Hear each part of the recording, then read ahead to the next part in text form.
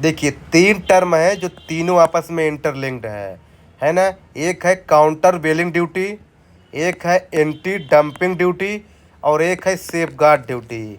तीनों का पर्पज़ एक ही है।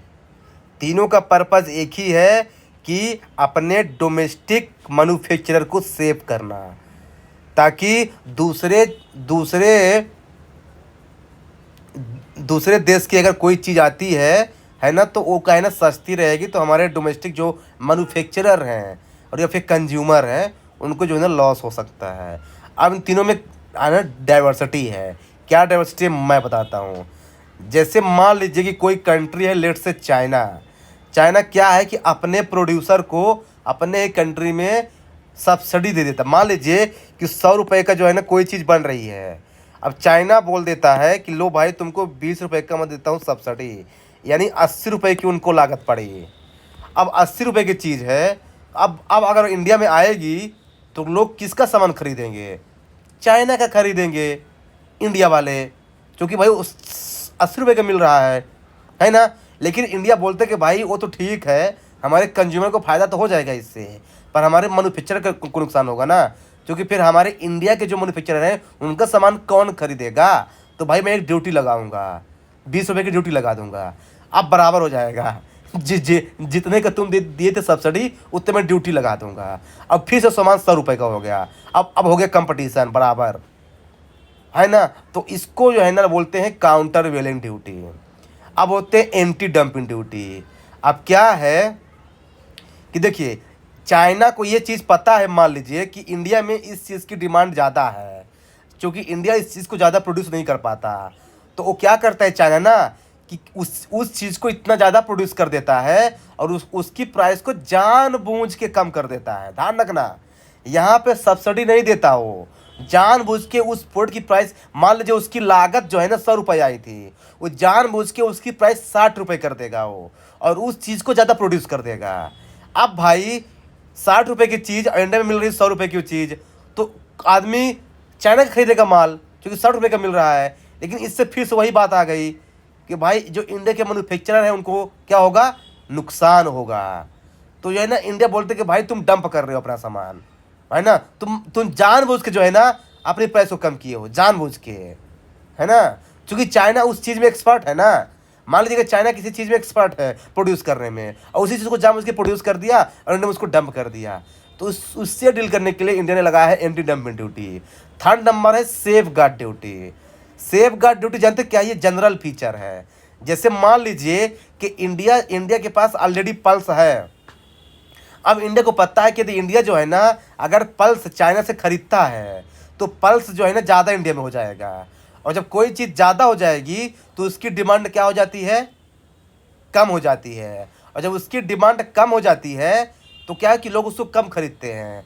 जब लोग कम खरीदेंगे तो जो इंडिया के मैन्युफैक्चरर हैं यानी किसान, उनको लॉस होगा, है ना। तो उसको रोकने के लिए इंडिया बोल देते हैं भाई क्या है ना कि हमारे पास पल्स ऑलरेडी है, तो अभी जो है ना तुम अपना पल्स अपने पास रखो, जब ज़रूरत होगी तो मैं मंगा लूँगा। इसको बोलते हैं सेफ गार्ड ड्यूटी। ध्यान रखना, सेफ गार्ड ड्यूटी एक कॉमन फीचर है, ये हर कोई कंट्री कर सकता है ऐसा, मतलब मना कर सकता है भाई कि अभी जो है ना आपके प्रोडक्ट की मुझको ज़रूरत नहीं है ना। ध्यान रखना, यहाँ पे वो प्राइस कम नहीं कर रहा है।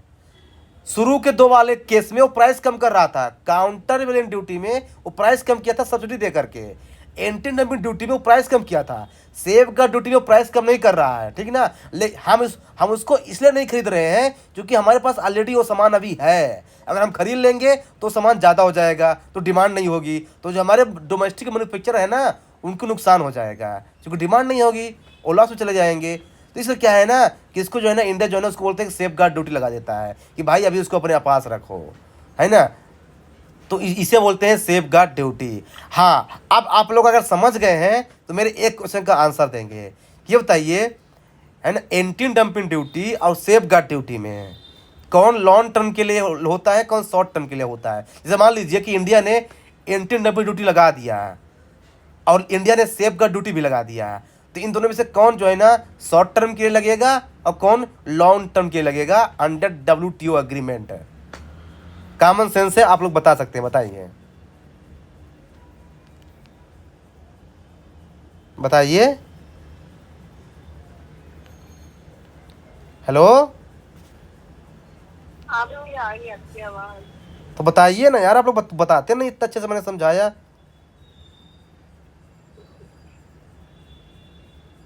ना मैं मेरे हिसाब से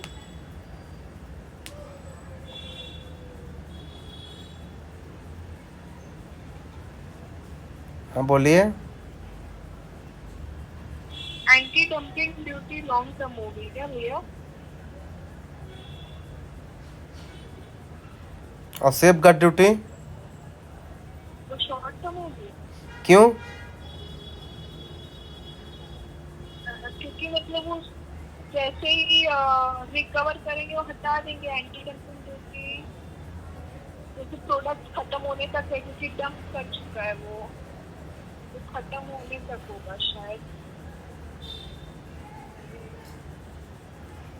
मुस्कान आप बताइए। भैया एंटी डंपिंग ड्यूटी जो होता है ये लॉन्ग टर्म के लिए होता है, मतलब 3 to 5 years के लिए होता है अकॉर्डिंग टू डब्ल्यूटीओ। और safe guard duty short term के लिए सेफ होता गार्ड है। ड्यूटी शॉर्ट टर्म हाँ के लिए नहीं बोलेंगे, बट मैं ये बोलूंगी कि सेफ गार्ड ड्यूटी तब तक के लिए होता है जैसे हम उसको कभी भी हटा सकते हैं, हम वो एज पर अपने नीड के हिसाब से काम करते हैं। अगर हमको जब जरूरत पड़ेगा तो हटा हाँ, देंगे। नहीं समझ गया, आप लोगों का आंसर सही है। वहाँ बस यही मैं चेक कर रहा था एक्चुअली। मतलब जो सेफ गार्ड ड्यूटी होती है ना, ये इसको इसलिए लगाया गया है ना कि चूंकि अभी हमारे पास गुड्स ऑलरेडी है, और जैसे ख़त्म हो जाएगा हम उसको हटा देंगे, फिर वो चीज़ हम क्या कर लेंगे, इंपोर्ट कर लेंगे। तो इसलिए शॉर्ट टर्म के लिए होता है भाई, इसमें कोई गलत नहीं है भाई। और जो है ना, ये इंडिया किसी भी और कंट्री, एंटी डंपिंग ड्यूटी ये लॉन्ग टर्म के लिए होता है। अगर इंडिया एक बार लगा दिया ना, तो चाहे तो 2-3 साल के लिए लगा सकता है, कोई दिक्कत नहीं। और ये जो है ना, ये परमिसिबल है अंडर WTO एग्रीमेंट है। आराम से लगाओ, कोई बात नहीं। अगर कोई कंट्री ऐसा कर रहा है तो आप आराम से लगा सकते हो वहाँ पे। ऐसा WTO ने बोल दिया है ना। तो ध्यान रखना कि जो है ना, as compare to anti dumping duty, safeguard duty short term के लिए होता है, टेम्पररी पीरियड के लिए। क्योंकि इसमें कोटा का रिस्ट्रिक्शन है ना, कि भाई हमारे पास उस गुड्स की अभी डिमांड ही नहीं है, तो इसलिए हम अभी नहीं खरीदेंगे, जैसे डिमांड बढ़ेगी मैं तुरंत खरीद लूँगा।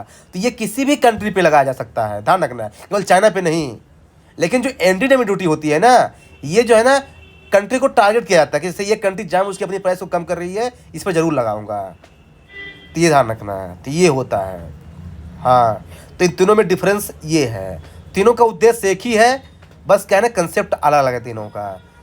तो मेरे हिसाब से समझ में आ गया होगा ना मुस्कान? नहीं आया मुस्कान समझ में? हाँ क्या यार। अच्छा, असुरती आपको? हाँ भैया। अच्छा, तो बताइए आगे कंटिन्यू रखना है कि यहीं बंद करूँ आज? भैया, बस मेरा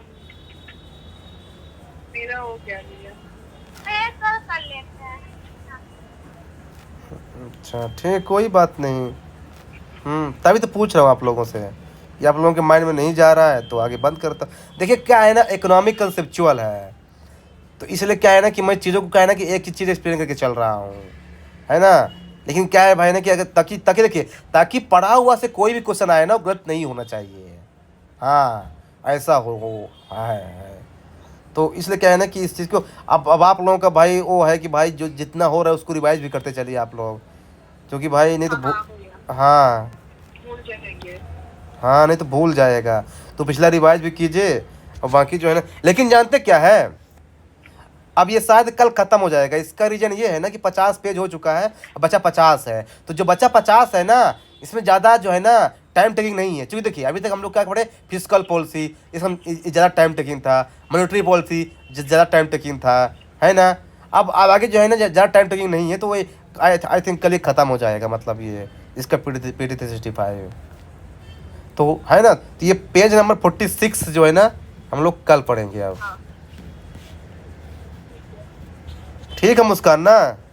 हाँ बाकी एक होमवर्क तो दे ही दिया हूँ मैं, वो क्वेश्चन टैरिफ वाला।